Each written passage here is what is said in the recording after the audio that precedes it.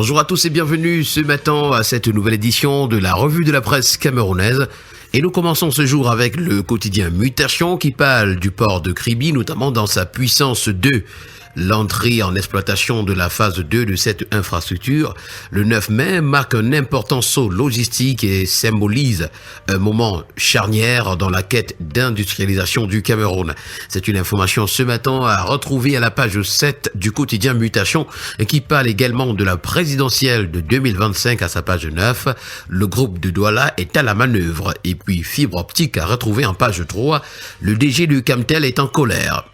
Nous poursuivons ce matin avec le premier quotidien économique de la zone CEMAC. Ça, c'est le journal L'économie qui s'intéresse à la réhabilitation de la Sonara et nous fait savoir que le FMI accentue la pression.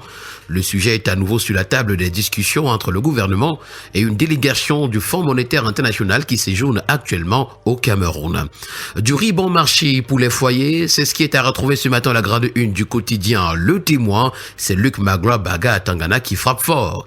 C'est une nouvelle bouffée d'oxygène pour des milliers de ménages étouffés par la flambée des prix.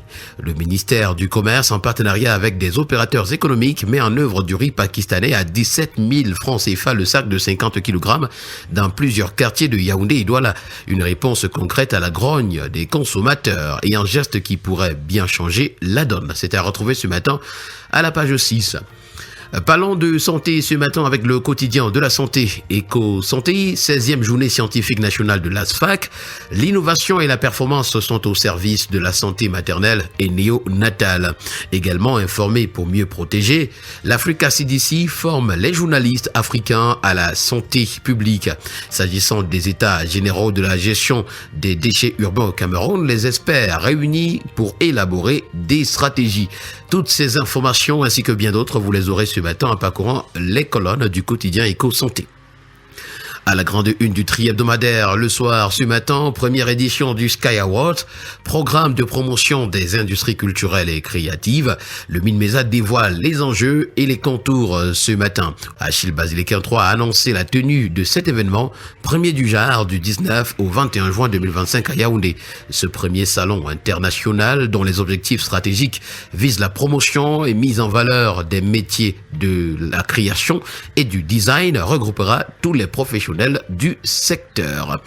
En petite une, ENAM contre le blanchiment de capitaux et financement du terrorisme, les magistrats camerounais outillés. Nous continuons le périple de ce matin avec le quotidien L'Info à chaud qui parle des préparatifs de l'élection présidentielle d'octobre prochain. Camto annonce la présentation des élus municipaux du MRC.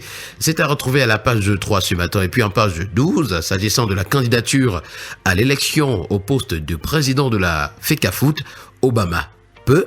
C'est une interrogation.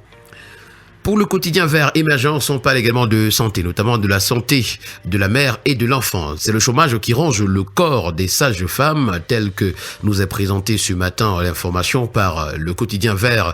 70% de ces professionnels formés, indispensables à la lutte contre la mortalité maternelle et infanto-juvénile au Cameroun, sont sans emploi. C'est à retrouver au complet à la page 9 ce matin. Autoroute Yaoundé-Simalin a retrouvé en petite une, 50 titres fonciers sont concernés par les expropriations pour la section urbaine et puis canicule dans la partie nord du pays. Les craintes d'une crise sanitaire sont à retrouver. Pour le tri-hebdomadaire, l'étudiant parle des médias. C'est l'ESTIC justement qui bientôt pourrait être sur le petit écran. Ce mercredi 7 mai 2025, le conseil de direction de l'établissement se réunira en session ordinaire sous la présidence du ministre de la Communication, René Emmanuel Sadi. À l'ordre du jour figure la création et l'ouverture d'une chaîne de télévision de l'École supérieure des sciences et techniques de l'information et de la communication. La voix du consommateur est également en kiosque ce matin et parle des méfaits des jeux d'argent et des stupéfiants, notamment sur la jeunesse. Et c'est la FOCACO qui sensibilise les mineurs. Le lancement donc de la campagne Stop Addiction chez les ados s'est tenu au collège bilingue Saint-Benoît de Yaoundé. C'était le lundi 5 mai dernier. Les membres de la Fondation camerounaise des consommateurs demandent aux élèves de tourner le dos aux fléaux qui peuvent compromettre leur avenir. En petite une ce matin, Douala, où est le projet de construction de l'hôtel Marriott.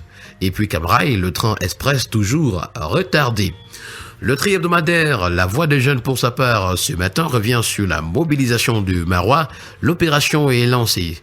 Le célèbre homme d'affaires et leader de la plateforme des jeunes de l'extrême nord pour l'émergence, Mohamedou Atikou Kalda, a officiellement lancé ce mardi 6 mai 2025 à Marois l'initiative baptisée Extrême Nord, 100 000 jeunes unis derrière Paul Biya en 2025. Retrouvez dans cette édition la déclaration finale des jeunes. C'est à retrouver aux pages 4 à 9. Nous restons dans la partie septentrionale du Cameroun ce matin avec le quotidien régional d'information du Nord Cameroun, l'œil du Sahel de Guiba et Gatama, qui nous amène à Ilé Alifa où 3 militaires ont été tués dans une attaque de Boko Haram. Cameroun Tribune pour sa part, et d'ailleurs c'est avec le journal que nous mettons un terme à cette autre édition de la revue de la presse, parle de vivre ensemble et nous présente Gaoundéré comme la bonne adresse. Au lieu de brassage, le chef-lieu de la région de l'Adamawa est une terre où cohabitent harmonieusement diverses communautés.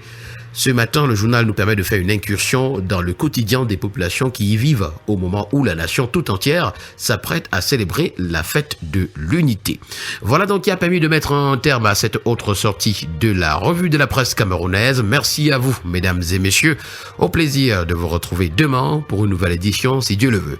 Bonne journée à tous.